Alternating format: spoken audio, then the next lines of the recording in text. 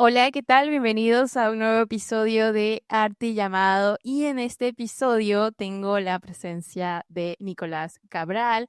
Él es el cuarto invitado mexicano, así que realmente ahí vamos, poco a poco aumentando. Siempre tenía este anhelo de empezar a llegar a personas de que Arte Llamado empiece a llegar a gestores culturales, actores culturales de este país y realmente me alegra. Muchas gracias, Nicolás, por haber aceptado el llamado, como digo aquí en Arte Llamado a la Redundancia. Nicolás es director de Periscopio Media, que es una casa directora, y en el seno de esta casa editora pues se gesta la revista Tempestad, una revista de arte, y aquí estamos hablando, teniendo un poco más de contexto. Esta es una revista que pues impresa, sale desde 1998, pero desde el 2017 va teniendo este aspecto digital también. Entonces, vamos a ahondar un poco sobre con Nicolás, sobre pues ser director de una casa editora, ser director también de una revista, que es un challenge en la actualidad. Yo creo que todos eh, sabemos y ese es el contexto que le voy a dar un poco a la entrevista, es a partir de la pandemia realmente el consumo el consumo en diversos sectores se ha visto muy marcado y alterado, y esto ha traído nuevas tendencias y también cómo una revista, tanto online, física, se viene adaptando a estas nuevas formas de consumo. Y eso es un poco desde este ángulo que quiero tener la entrevista con Nicolás.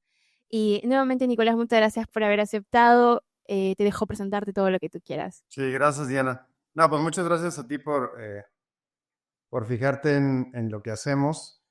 Eh, sí, bueno, yo soy editor de la revista La Tempestad. Originalmente fui el director editorial de Periscopio Media, que en su momento, a lo largo de los años, que ya son 26, hemos tenido varios títulos de publicaciones, pero actualmente solamente hacemos, además de proyectos editoriales específicos, como proyecto constante es La Tempestad, que fue del 98 a 2020 una revista impresa.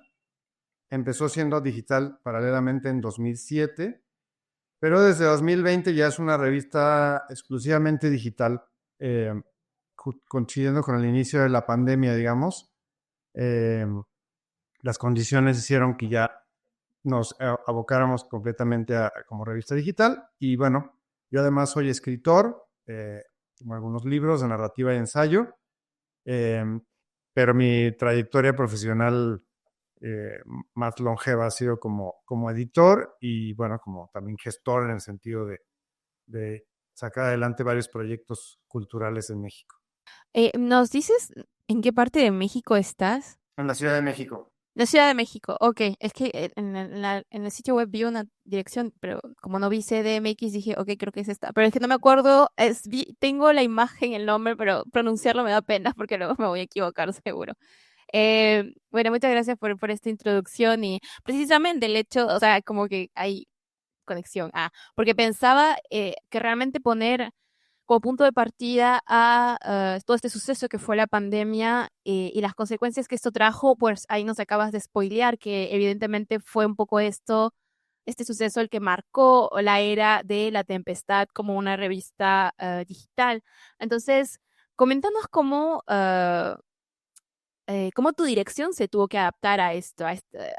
Este es algo que ya venían contemplando ejecutar y que solamente la pandemia lo aceleró, o fue algo radical. Entonces, vos como director y consecuentemente, ¿cómo tuviste que anunciar todo esto a tu equipo? Bueno, mira, de hecho la pandemia, por decirlo así, es el punto que ya nos obligó sí, nos llevó a acelerar ciertos cambios que ya estaban en proceso.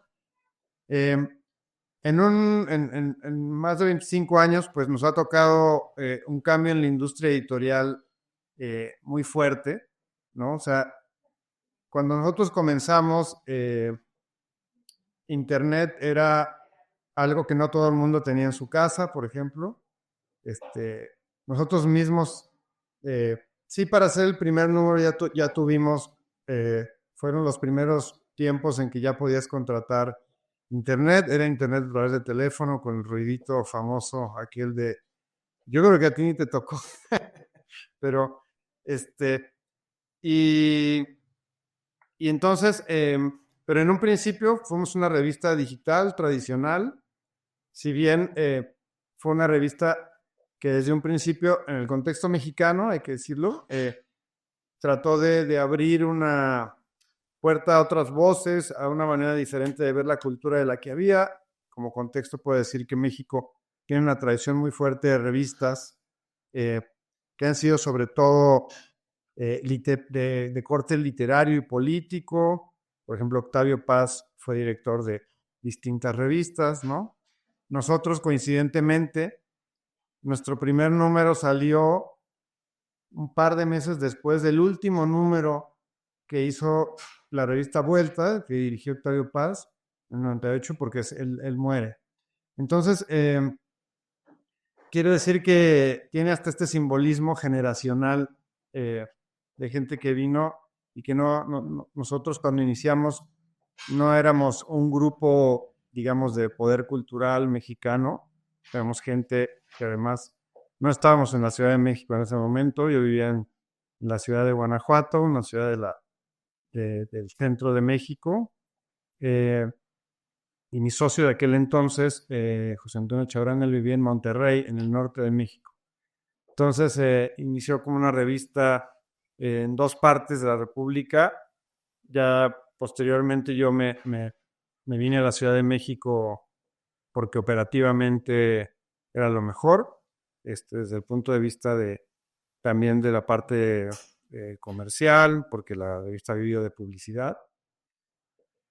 Y bueno, después de un montón de años haciendo un impreso que inicialmente fue bimestral, luego fue mensual, luego volvió a ser bimestral, eh, los últimos años ya era bastante difícil sostener el proyecto porque un impreso tiene costos muy altos y la publicidad que en algún momento había publicidad, digamos, para muchas revistas de distintos cortes, pero también para las culturales, en nuestro caso como revista de arte. Pero fue cambiando esa cultura, digamos, de que algunas marcas que no tienen que ver con la cultura, pero querían el prestigio, por decirlo así, de tener presencia en medios culturales. Eso dejó de ser tan importante para ellos y bueno, debo decir que no fue solo el caso de La Tempestad. Muchas revistas desaparecieron antes, no solo sus ediciones digitales, sino todo el proyecto. México, como decía, tiene una tradición muy larga de publicaciones. Aquí las revistas han tenido un peso significativo. Yo diría que en todo el mundo, ¿no? Pero bueno, el caso que conozco mejor es el mexicano en sus tradiciones editoriales. Y finalmente, entre la crisis de los medios tradicionales, que ya había empezado bastante antes de la pandemia, y las dinámicas que afectó la pandemia, es decir, desde la distribución de la revista, incluso en algún momento no se podía imprimir, estaba cerrada la imprenta. Obviamente nuestros anunciantes se retrajeron, o sea, mientras veían qué iba a pasar con todo esto, pues suspendieron, digamos, su publicidad. Y toda esa combinación de factores, teníamos una oficina, un equipo de 10 personas en aquel momento. Bueno, cambió, dejamos esa oficina, conforme pasaron los meses y veíamos que esto no terminaba de estabilizarse, quiero decir, la pandemia.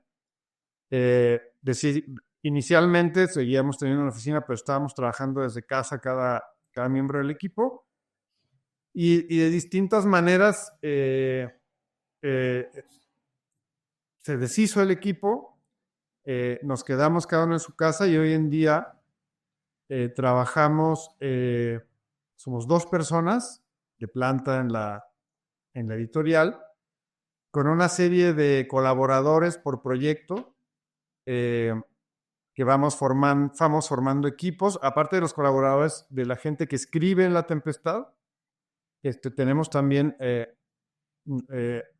editores, diseñadores, una serie de personas que incorporamos, por ejemplo, cuando hacemos algún libro para un museo, cuando hacemos otro tipo de proyectos que son, no son todos los meses, por decirlo así. Y entonces ahora tenemos este formato mucho más flexible, eh, también más precario, hay que decirlo, pero fue la única manera que encontramos de sostener un proyecto de tantos años que siguiera siendo viable y que nos permitiera seguirnos dedicando también pues, a lo que nos interesa, que es una revista de artes con un nivel de discusión de cierto tipo. Eh, y bueno, yo ya después de hacer 26 años esto, no estoy, y de hacerlo de una manera autónoma la mayor parte de este tiempo, he tratado de mantener ese espíritu y también que eso le dé ciertas libertades a la publicación para eh, seguir manteniendo un perfil crítico, digamos. Perfecto. Muchas gracias por darnos este panorama respecto de la tempestad. Y qué fuerte el nombre. O sea, estamos hablando de este contexto que hubo COVID y la revista se llama La Tempestad. Ah. Así que, pero a ver, En su nombre lleva la penitencia. es una, claro, la crónica de una muerte anunciada. No. Ay, no, me fui muy lejos, me fui muy lejos. Pero tempestades sí hemos tenido que sortear algunas. No, yo creo que ahí ya maldicieron el proyecto. No, bueno, a ver, perdón. Em, pero a ver, ¿qué estrategias han venido tomando a partir ok, vamos a hacer que la revista sea digital? Que en realidad es una forma de adaptarse. Creo que en un momento mencionabas precario. ¿Por qué no sé si precario querías dar, lo dices por pasar a lo digital enteramente y porque no haya un soporte físico como revista? Lo digo en general como forma de trabajar, digamos. Nosotros fuimos una editorial tradicional, como una empresa editorial con una oficina, con empleados. Teníamos oficinas en 2 ciudades. Este, llegamos a hacer 5 medios, una serie de proyectos editoriales. eh, pero no fue por ninguna causa, digamos, la causa de que todo esto se contrajo y nos concentramos en nuestro proyecto más significativo que era la Tempestad, fue que además de que un socio que yo tenía eh, siguió su camino con otro tipo de proyectos editoriales. Él hace una revista gastronómica en Monterrey, y tiene otros intereses.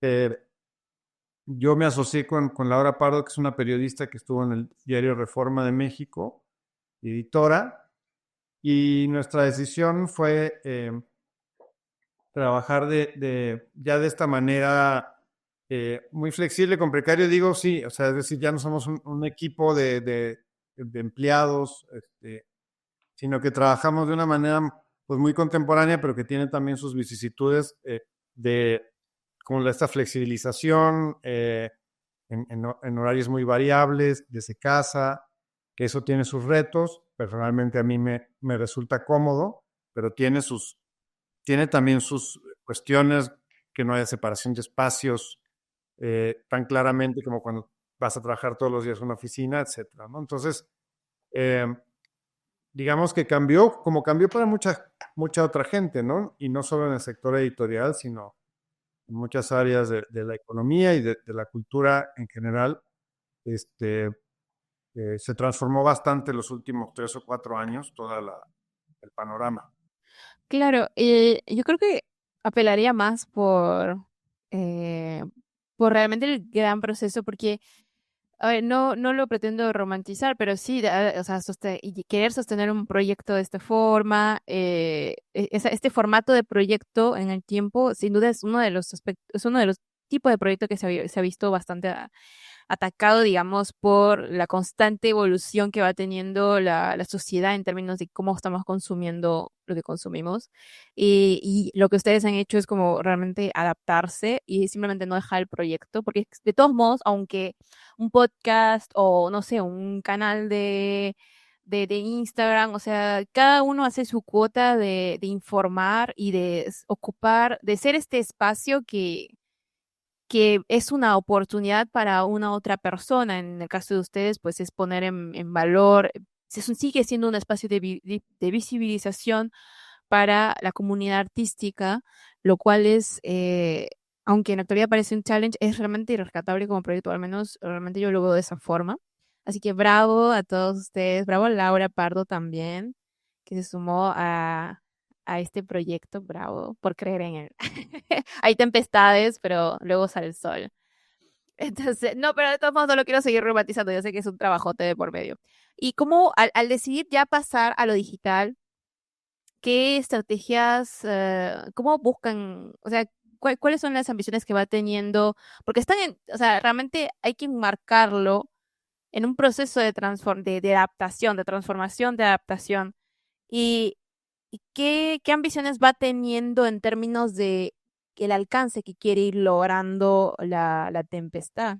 Sí, bueno, ese es un aspecto interesante porque, digamos, ahora mencioné una parte que tiene su negatividad en términos laborales, económicos, pero la parte de la digitalización para la revista también significó, por ejemplo, cuando eres un medio impreso, normalmente eres un medio local, ¿no? Nosotros éramos una revista que solo circulaba en México, sí teníamos una circulación amplia en todo el país, que es un país grande, este, y yo puedo decir que la revista pues tuvo una importancia formativa en el sector cultural de México para un par de generaciones, sin duda. Y, pero y si bien siempre fue una revista con un enfoque internacional, es decir, hemos hablado de las artes producidas en todas partes del mundo, eh, lo que ahora nos permite lo digital es que ahora sí somos una revista internacional. Es una visión desde México, pero tenemos colaboradores de varias partes del mundo de habla hispana y además de eso damos seguimiento al trabajo de muchos artistas dentro y fuera de México y la mitad de nuestros lectores están fuera de México, ¿no? O sea, es decir, hoy día nos puede leer cualquier persona que lea en español eh, y, y eso también es un aspecto interesante porque para nosotros significa, por un lado, traer a México, eh, difundir en México una serie de trabajos de todo el mundo, pero también le damos visibilidad a algunos artistas, escritores mexicanos en el mundo de habla hispana, al tener esta posibilidad de ahora ampliar nuestras audiencias a cualquier persona que hable español. Gracias por darnos este panorama y me encanta. Claro, qué genial. O sea, esto que decís de que, bueno, al ser impreso se queda en el marco de lo local, aunque de todos modos ponían información respecto de las creaciones artísticas al internacional, pues genial que realmente vean un impacto muy marcado por lectores por fuera de México, en realidad. Que eso lo expande mucho. ¿Y qué pueden ver con el hecho de medir? Ok, vemos que la mitad de nuestros lectores están fuera de México. ¿Qué representan oportunidades para ustedes? Pues sobre todo en esta idea de ser un medio, yo diría, iberoamericano, bueno, hispanoamericano, porque, eh, digamos, sí tenemos algunos lectores en Brasil, pero pues evidentemente son lectores en español, ¿no? Pero, pero sí tenemos, si bien, digamos, el 50% de nuestros lectores están en México, el otro 50% está repartido sobre todo entre España, Argentina y Colombia, pero también nos leen del resto de los países panamericanos y desde otros países donde hay algún mexicano, algún argentino por ahí, países de otras lenguas, este, que en algunos casos son lectores nuestros de hace más tiempo y que se han desplazado. O sea, digamos, a veces tenemos un poco esa medida porque a través de redes sociales, digamos, tenemos unas métricas que son anónimas, ¿no? Como de cuántos lectores, de dónde leen, qué están leyendo, toda esa parte Que esa es también una información interesante que no tenía uno en el impreso, ¿no? El impreso era como un mensaje lanzado en una botella, sí te enteras de cuántos ejemplares se venden, pero salvo que hagas un estudio de mercado que para un medio como nosotros pues es muy costoso, un estudio de mercado muy pormenorizado, que haga un muestreo del tipo de lectores que tienes, ¿no? Pero ahora sí sabemos, a partir de la información que la propia gente da a Google, sabemos eh, cuántos son mujeres, cuántos son hombres, cuántos no quieren definirse genéricamente, cuántos son de un país, cuántos son de otro, lo puedes ver por ciudad incluso, ¿no? Entonces, esa parte es interesante porque te dice dos cosas. Una, que hay gente interesada en todas partes, pero también es verdad que hay ciudades muy específicas que concentran al público cultural de una manera muy evidente, ¿no? Entonces, bueno, nosotros no privilegiamos a unos u otros públicos. Eh, Básicamente tratamos de respetar la inteligencia, la sensibilidad, confiamos en esa inteligencia y sensibilidad de los lectores. Y bueno, eso produce que hay cosas que de repente tienen muchísima lectoría y algunas cosas un poco polémicas y otras cosas que creemos que son muy valiosas, pero que tienen un impacto menor, pero bueno, eso es más o menos normal, ¿no? Pero a veces hay cosas que escalan inesperadamente, y sobre todo cuando nos abrimos. ¿Les pasa muy seguido tener algunos artículos polémicos? Digamos, no todos los meses, pero sí todos los años hay alguna cosa. Pero extrañamente, eh, digamos, nosotros somos una revista de arte. No nos gusta usar estos términos de alta cultura, ¿no? No creemos ya en estas categorizaciones, pero así nos entiende un sector que creció con nosotros, ¿no? O sea, como de artes en el sentido de... Pero es el estilo también que ustedes proponen como revista. O sea, yo creo que cada revista tiene un tono y el de ustedes es el de ustedes. Sí, por supuesto. Y así ha sido, pero nosotros también encontramos que en que se le llamaba cultura popular o algo, la música popular, por ejemplo, pasan muchas cosas que nos interesan. También hablamos, no sé, de series de televisión, que también pasan cosas. O sea, no estamos tan en este sentido de bellas artes como se entendía de pintura, escultura, etcétera. Creo que es importante mencionarlo en términos de dar contexto a veces a la pieza artística, porque creo que siendo una revista de arte y hablando sobre las piezas artísticas o las exposiciones artísticas de determinado artista, dar un background de historia, un poquito de historia del arte, porque siempre hay un poco, o sea, los artistas, todos del área que sean, van creando en base a lo vivido, digamos. Entonces, y lo vivido se atraviesa a través de mucho, o sea, se expresa, perdón, a través de referentes aprendidos. Entonces creo que en ese sentido, ahí es donde yo daría la cuota de let's go, pongámonos un poco en términos de historia de arte, pero solo para dar contexto a esta exposición de determinado artista, creo que hay un trabajillo ahí quizá de mediación a través incluso de los artículos. De alguna manera, eso es lo que extrañamos un poco de la época impresa, porque te voy a explicar específicamente por qué cambia la relación con los lectores. En un medio impreso, nosotros siempre teníamos como un tema principal. Abordábamos un tema, ¿qué te puedo decir? Las ciudades, eh, y lo hacíamos desde todas las artes. Por ejemplo, una pieza, una composición musical, cómo trabaja la ciudad, el cine, una novela, etcétera, ¿no? Eh, el tema de la lectura en línea es que es muy difícil construir esos discursos con más perspectiva sobre un tema porque tú pones a competir un artículo, un contenido, llamémosle, porque ese es el nombre que tiene como mercancía digital, las imágenes, los sonidos, los textos, pones un contenido tuyo a competir en redes sociales con un montón de estímulos y un montón de otras cosas. Entonces eso segmenta muchísimo porque el contexto es más difícil darlos, salvo el contexto que das dentro del propio texto. Y antes nos permitía tener una nota breve con información que acompañaba un ensayo un poco más especializado. Entonces, sí hay unas pérdidas en ese sentido y ahora tratamos de construir contextos de otra manera. O sea, el contexto es en sí la revista, pero tampoco pasa, así como antes alguien iba y compraba un medio y confiaba en ese medio, no sé, un periódico, por su línea editorial para obtener determinado tipo de información, y así era con nosotros, con una línea eh, artística particular. Pues ahora hay mucha gente que lee uno de nuestros contenidos, pero luego no lee nada más de nuestra página en todo el año, ¿sí?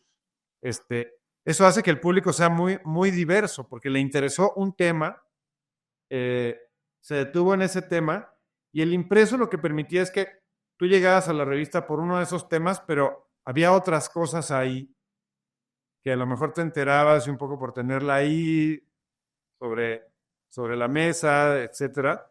Pues eso producía, ¿no? O sea, otro tipo de lectura. Entonces también nosotros estamos aprendiendo, como en general todos los medios, a sin una baja de calidad, porque sí hemos intentado también que el nivel en términos críticos y del lenguaje eh, tenga una consistencia, pero lo que sí cambia es que hay que entender cómo llamas la atención sobre temas que pues no son los más populares, no son los más polémicos, son cosas, tú no vas a, no es como anunciar el inicio de una guerra o cuestiones de sociales o cuestiones del espectáculo, sino pues anuncias que viene una exposición, anuncias que sale el disco de cierta cantante, lo que sea, y, y entonces lo pones a competir con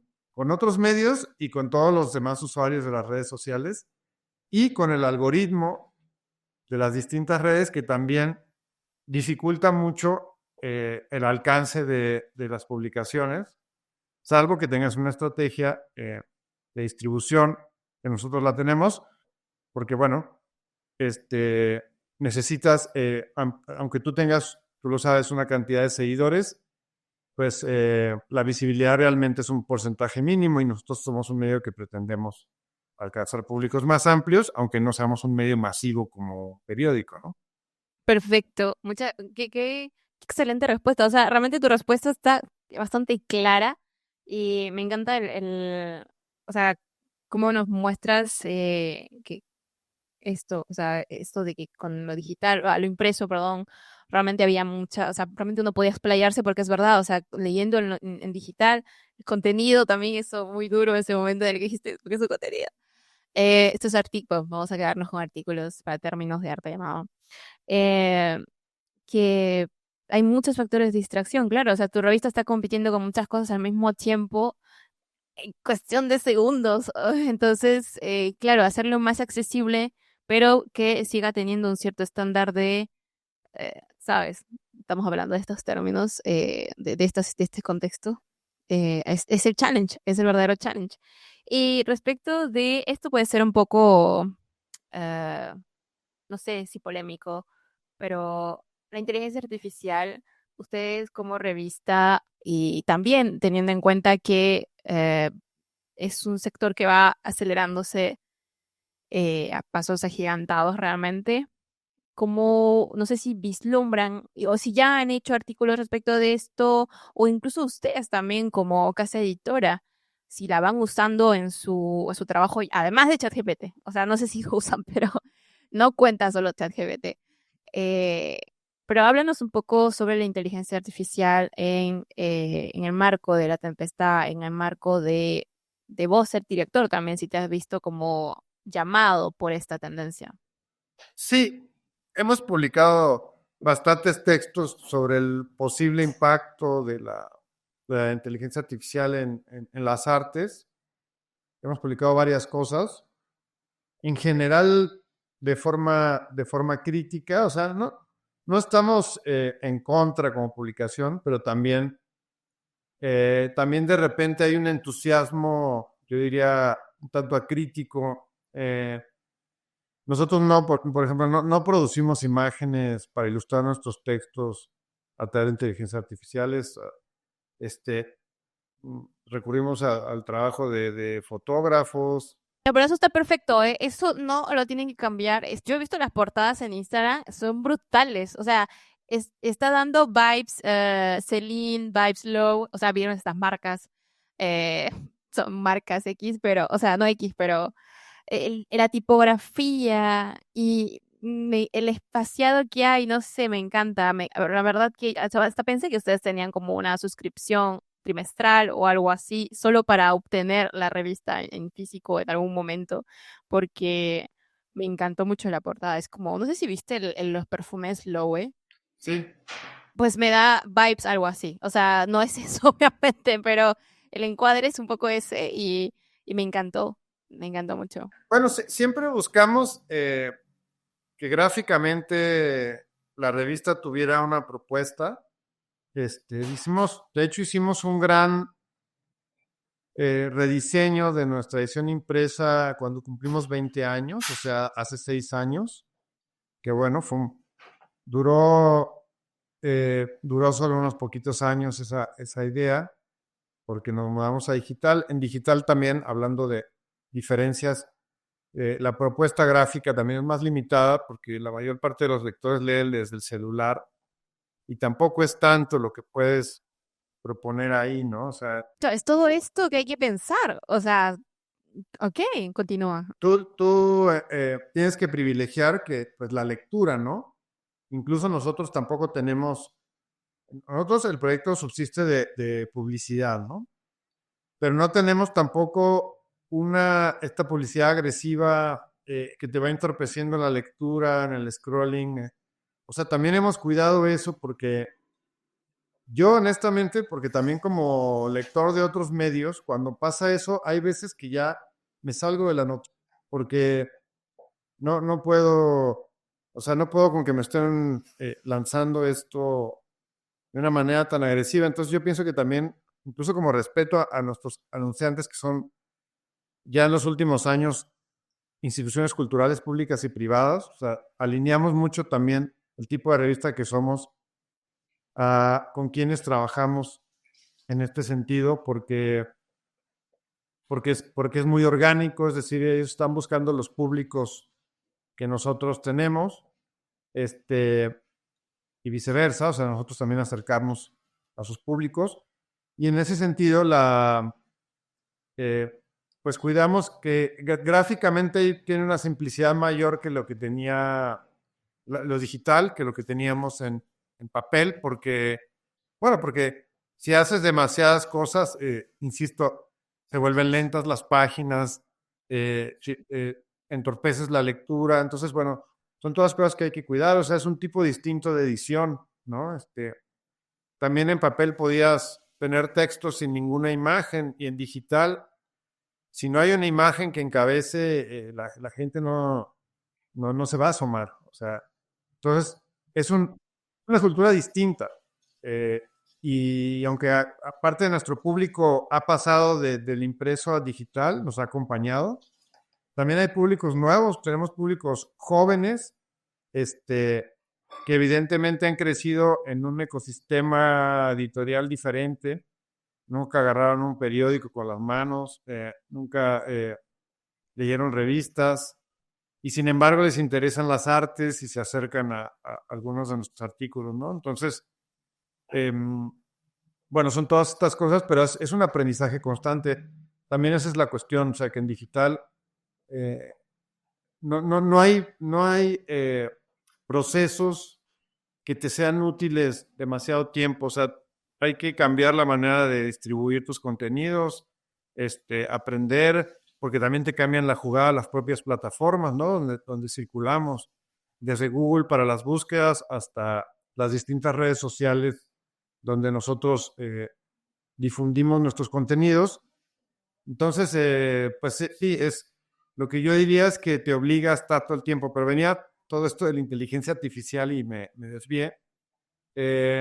nosotros no la utilizamos, salvo para aspectos muy puntuales. Hay traductores donde podemos pegar un artículo en ucraniano y nos permite entonces enterarnos porque no había otra versión.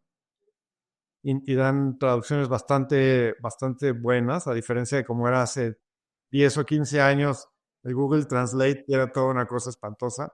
Ahora, ahora hay traductores muy impresionantes y son lenguas que uno no habla nada, no tiene ninguna referencia. Entonces,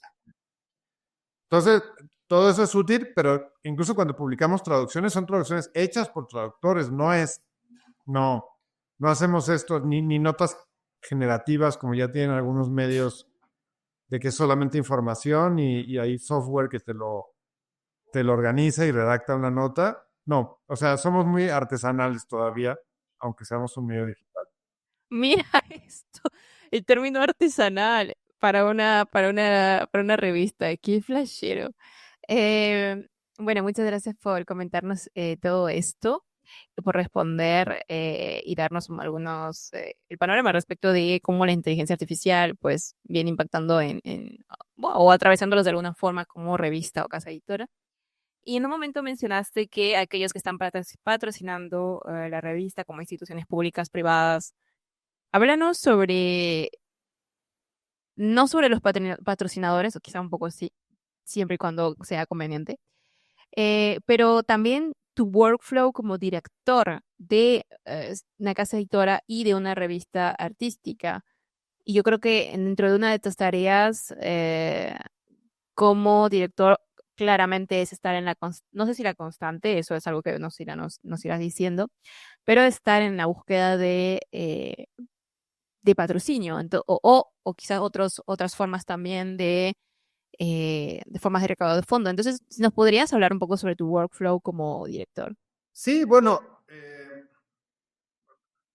estando Laura como editora, ella lleva la coordinación de, digamos, los contenidos, la edición. Yo también hago parte de ese trabajo. Pero pues sí, hay que decir que el cambio principal en mi trabajo antes de 2017, yo era solamente editor, director editorial, o sea, yo solamente estaba pensando los temas, coordinar a los colaboradores, editaba, este, revisaba diseño, o sea, digamos, toda la parte puramente editorial. Y ya cuando pasé a la dirección general, digamos, aunque ahora pues, siendo un equipo tan chiquito, pues los puestos son un poco chistoso esos nombres como de una gran empresa. No, pero es importante, creo que es importante que existan estos roles, porque si no, todos harían un poco de todo y realmente sería el caos. Así que no desmerezcamos esto, Nicolás, pues digamos. No lo desmerezco, digamos, pero sí hace unos años, digamos que dirigía un equipo y ahora funciona diferente, ¿no? Es como una cosa más atomizada que tiene, por supuesto, su trabajo. Cosa atomizada me encanta, va mejor. Estamos en distintos lugares y hasta países. Y la, mm, pero sí, o sea, el cambio fuerte en mi labor como director ha sido que sí, efectivamente yo me encargo de la venta de publicidad y de también buscar apoyos, porque también la revista recientemente tuvo uno de los apoyos importantes del Estado mexicano, eh, que, bueno, necesitamos esa combinación. Nosotros siempre, una de nuestras características fue que desde un principio fue una revista que trabajó buscando su autonomía, es decir, nunca dependimos de un subsidio porque sabíamos que eso un día está y un día ya no está. Y, y en ese sentido siempre fue una combinación de trabajar con distintos agentes, digamos, de la economía. Em, pero, digamos, en esta parte, digamos, del financiamiento, sí te doy un antecedente, o sea, que un poco lo mencioné al principio. Antes las revistas, no solo nosotros, otras revistas culturales, te digo, tenían, por ejemplo, publicidad de marcas de moda, de autos, además de museos y además de editoriales. Eh, Y eso cambió mucho. Hoy en día la publicidad de moda, por ejemplo, la ves en revistas de moda. O sea, todo se volvió muy lineal. Es decir, antes las marcas veían que sus públicos podían estar en el sector cultural o el sector de, no sé, de empresa o el sector eh, de interesados en cosas específicas. Y hoy en día es muy lineal. Publicidad de moda en revistas de moda. eh, eh, y bueno, salvo algunas cosas como financieras y bancos que buscan sus públicos en todas partes. Pero en ese sentido, pues hay que decir que para los medios tradicionales también un gran golpe fue eh, básicamente que Google es el gran vendedor de publicidad mundial. Y nosotros no trabajamos, por ejemplo, con estos Google Ads y demás, eh, sino que hacemos nuestra labor independiente. O sea, trabajamos, sí, trabajamos específicamente con instituciones que creen en nuestro proyecto. Algunas de ellas han trabajado muchos años. Por ejemplo, los museos de la UNAM, la Universidad Nacional Autónoma de México, como el MUAC, que es de arte contemporáneo, el Museo del Chopo, que es de arte contemporáneo y otras expresiones culturales. Museos privados que hay en México, como el Museo Jumex, colecciones de arte que tienen programas públicos, el Instituto Nacional de Bellas Artes, que es una institución pública de México. Entonces, para mí lo que ha sido muy benéfico de esto, además de que por supuesto ellos son los que otorgan el financiamiento al medio, es que en ese sentido sí está muy alineado las propuestas de ellos con nuestros contenidos, y porque nosotros, independientemente de que fueran no anunciantes, nuestra responsabilidad es hablar de de las exposiciones que presentan. Claro, esta colaboración es muy buena. Claro, es un match, es un win-win. Sí, y además que no tiene ningún condicionamiento. Esa era una de mis preguntas, porque al momento de vos decir tenemos que, o sea, no quieren apoyarse en subsidios, perdón que te corte, pero es solamente para realmente conectar estas respuestas. Mencionabas que tuvieron que buscar pues una serie de combinaciones, de trabajar con diferentes agentes en términos de poder seguir sosteniendo la revista. Y es el hecho de buscar diferentes agentes, obviamente en el marco de lo cultural, supongo, y algunos otros obvios como los bancos. am, eh, ¿Tuvo algún control de su narrativa? ¿Cómo manejan eso también? Porque siempre hay este estigma de, bueno, me voy por los subsidios porque el gobierno me va a dar el dinero, pero esto me va a ayudar a yo manejar la propia narrativa de mi obra. Y cuando voy a lo privado, pues muchas veces sí puede haber mucho dinero de por medio, pero no estoy teniendo el control. Entonces, ¿cómo ustedes van manejando esto como revista? Nosotros siempre hemos tenido absoluta autonomía sobre nuestros contenidos. Eso no quiere decir que no haya habido fricciones. Hemos tenido, por ejemplo, un colaborador hace una crítica frontal de algo y coincide con que es uno de nuestros anunciantes. Bueno, no les hace gracia, por supuesto, pero yo debo decir que por lo menos con quien nosotros hemos trabajado, nunca nadie nos retiró una publicidad o algo por eso. Es decir, porque está en el entendido de que los contenidos son independientes de los anunciantes, ¿no? Te digo, trabajamos también con instituciones que para nosotros son muy importantes, pero no solo porque sean nuestros anunciantes, sino porque pues traen algunas de las exposiciones de arte más importantes. Eh, es decir, hemos trabajado también con editoriales. Claro, ustedes buscan las primicias. Sí, o sea, es que el medio cultural también es un mundo de negociaciones, es decir, todo el mundo queremos visibilidad para nuestros productos y demás. Y bueno, también es una cosa, yo creo que para quien nos escuche es importante. O sea, yo también, nosotros también hemos trabajado un poco pues en que se entienda, hay una parte de un trabajo de concientización que tienen que hacer ya los proyectos independientes, pues con los proyectos grandes, públicos y privados que tienen recursos, porque es decir, a nosotros todos nos buscan porque quieren que saquemos notas sobre sus libros, sus exposiciones, sus obras de teatro, etcétera. Perfecto, y eso es nuestra labor, es cubrirlo. Pero después dices, también, por lo menos los que tienen esa posibilidad, deben pensar que nosotros podemos seguir siendo la caja de resonancia de lo que hacen, pero que eventual también tienen que apoyar desde el punto de vista económico. Los que tienen la posibilidad, insisto, esto no es una galería autogestiva, una compañía de teatro que ellos también están en su lucha para obtener recursos para llevar a cabo sus proyectos. No tienen dinero para publicidad y nosotros hacemos muchísimo contenido de estos trabajos independientes porque son buenos, no como un favor que le hacemos a nadie, ¿no? O sea, lo que nos interesa no nos importa si lo produce el Gran Museo Nacional o si lo produce una pequeña galería autogestionada de un colectivo, ¿no?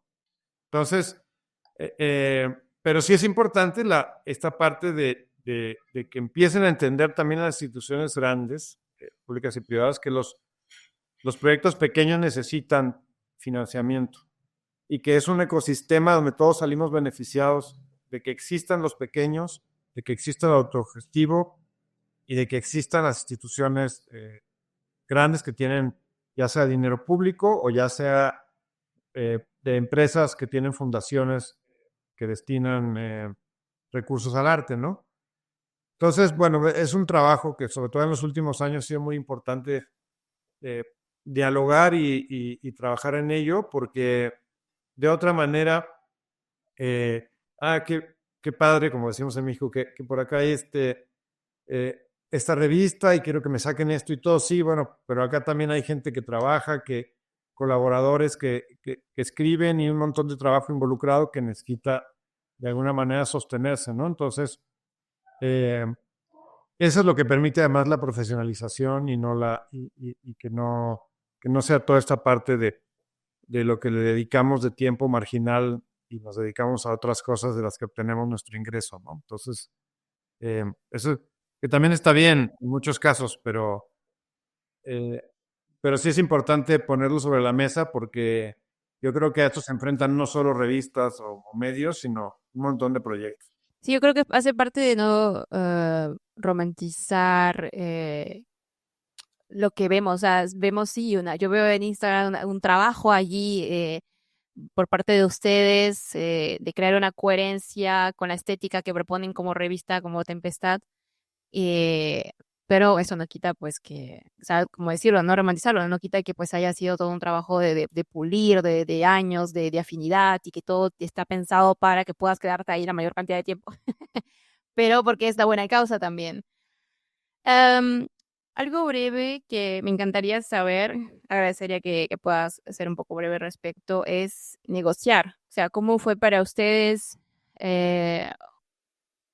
evolucionar en términos de negociación? Porque como reitero, imagino a raíz de la pandemia, pues era replantearse una revista, bueno, a partir de 2017, perdón, plantearse ser una revista digital. Entonces, en términos de negociación con los patrocinadores, hubo un margen ahí que ha tenido que ser diferente. Entonces, tanto como una skill personal tuya, que seguro ha evolucionado, que me encantaría que nos puedas hablar de ello, pero también como director de esta revista. Pues de forma sintética, la negociación es un diálogo con los involucrados. Es decir, extrañamente había, por ejemplo, anunciantes que estaban muy aferrados al papel, incluso en un momento en el que ya era evidente que estaba cambiando rápidamente la cultura de la lectura, los hábitos de lectura, etcétera, y que es más conveniente incluso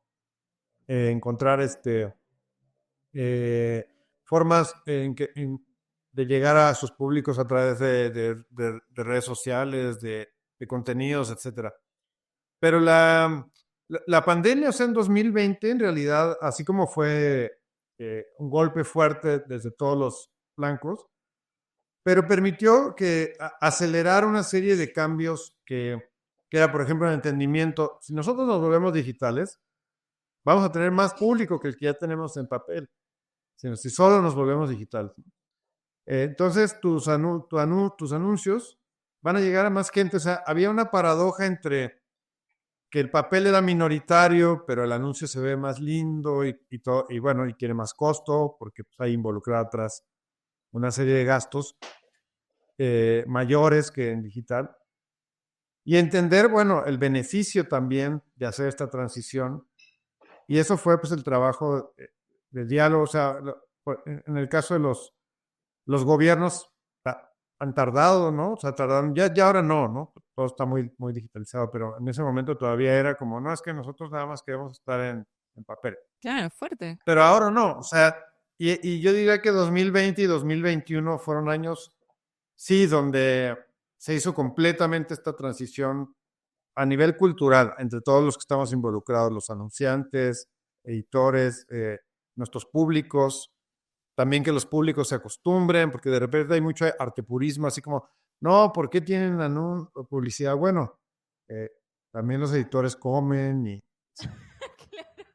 pagan renta, Necesitamos traer los tacos a la casa. Ah. pagamos alquiler, entonces, es decir, justo como mencionas, no romantizar en el sentido de que todo es por amor al arte. La verdad sí es por amor al arte, porque si fuera por considerando otras cosas, nos dedicaríamos a otras cosas, pero esto es a lo que nos queremos dedicar de forma más profesional. Es amor al arte, pero en los años 2000, 2024. Que no es igual que hacer arte en 1400 y tanto, el imperio o cuando era el Imperio Romano y tenías todas las uvas a disposición, el vino, alguien que te ventilaba mientras pintabas, así que no es lo mismo. Bueno, o los mecenazgos, que además los obtenían muy poco, ¿no? Ahora, cuando se habla de por qué buscar fondos públicos y todo, bueno, pues sí, Miguel Ángel tenía mecenas también, o sea, eh, em, de algún lado eh, tienen que venir los recursos, ya no hablemos individualmente, sino como proyectos para que las cosas sucedan, ¿no? Esa es también una parte del discurso que nosotros pues, tenemos. Hay que hablar de la parte material, de lo que involucra eh, el financiamiento de los proyectos y todo eso, porque sí, podemos hablar miles de horas sobre cómo hacemos una revista, cómo elegimos los temas, qué nos interesa, cuál es el criterio. Y por supuesto que de cara al público eso es lo relevante, pero de cara al sector cultural, a quienes gestionan otros proyectos y todo, pues todos sabemos que está esa otra mitad que es eh, muy dura, que a veces absorbe la mayor cantidad de tiempo, que es la de los en nuestro caso, anunciantes, ¿no? Y en otros proyectos, pues los subsidios o becas o los recursos que vienen de distintas partes para poder llevar a cabo un proyecto. Muchas gracias, Nicolás, por habernos hablado de todo esto. Realmente ha sido una charla en la que realmente siento que me has podido dar un panorama bastante acertado respecto de las estrategias, el proceso de adaptación que han ido, que empezaron y en el cual todavía están en realidad, y cómo realmente buscan, o sea, hay una clara intención por parte tuya y de tu equipo, aunque solo sean tres, de buscar mantenerse en vigencia y estar constantemente reinventándose como Beyoncé. Pero no, bueno, lo mencioné porque ella lo dijo en su documental y es como me marcó, viste, como mujer y todo. Pero yo sé que hay mejores referentes que eso. Pero no, me encanta que tengan en claro eso, porque realmente siento que un medio de comunicación como, o sea, como las revistas en el contexto actual, que han tenido que verse forzadas, muchas de ellas a conservar, a tener sí o sí y quizá como principal medio de comunicación en lo digital, estar en internet, pues uf, con toda la distracción que va surgiendo actualmente de reinventarse es la ley, o sea, ya no puede ser la excepción. Muchas gracias nuevamente por habernos comentado todo esto. Realmente auguro los mejores éxitos y seguiré muy de cerca todo lo que ustedes van proponiendo para seguir estando en vigencia y seguir de ser un espacio en el cual, pues, artistas puedan, o el sector cultural pueda encontrar un espacio en el cual se pueda seguir informando. Y antes de cerrar la entrevista, me encantaría hacerte dos preguntas. Son las clásicas finales de Arte Llamado. Y agradecería la brevedad. ¿Cuál ha sido el peor consejo que te han dado en el proceso de dedicarte a lo que te gusta? Mm, es difícil. Supongo que el peor, pero no lo seguí, fue seguir una estrategia hipercomercial en nuestros contenidos, o sea, es decir, dar lo que supuestamente la gente quiere, pero pues para eso hay otros medios. Podría ser ese, pero insisto en que no, como de todos modos no se me da esa, naturalmente seguimos haciendo Artesanal. lo que hemos hecho veintitantos años. ¿Y cuál ha sido? Y no, pero está bien, que no hay que seguirlos, es el peor consejo. Bueno, algunos cometen el error de sí, pero la idea es no, hay que escucharlos, que entre y que salga. ¿Y cuál ha sido el mejor que te ha amado? Es difícil, yo tanto tiempo trabajando eh, eh, por mi cuenta, porque sí no viene, pero no, yo creo que creo que el mejor que me dieron es eh, que, que había que garantizar, digamos, la parte del financiamiento del proyecto Pero claro que sí. y clavarse en eso antes de volar con otro tipo de ideas, porque si no, esas ideas de todos modos no se iban a poder materializar, ¿no? Entonces yo creo que sintetizando ese consejo es, no hay que perder de vista que estamos en esto porque ocasionalmente hay cosas que nos apasionan, pero hay para que eso pase hay que hacer un trabajo que a lo mejor no es el que más nos interesa, pero que es igual de importante. El aspecto de las finanzas, así es. Yo concuerdo, valido esta información. Muchas gracias, Nicolás, por haber estado aquí en entrevista, por habernos dado todo este enfoque desde tu cargo como director. Y recuerden que Arte Llamado está en YouTube, está en todas las plataformas de podcasting. Recuerden también dar un like, suscribirse. Realmente eso apoya mucho el proyecto. Hace poco Arte Llamado sacó su cuenta de Instagram también, así que pueden ir ahí a chusmear un poco también sobre las entrevistas que ya han estado saliendo y conocer un poco más a los artistas con los cuales se realizaron las colaboraciones. Así que nada, muchas gracias a todos ustedes por estar participando. A mí me encuentran en LinkedIn como Diana Colavino y por ahí estaré encantada de poder recepcionar alguna pregunta, duda respecto del sector cultural. Yo encantada de tomarme el tiempo para poder darles mi punto de vista.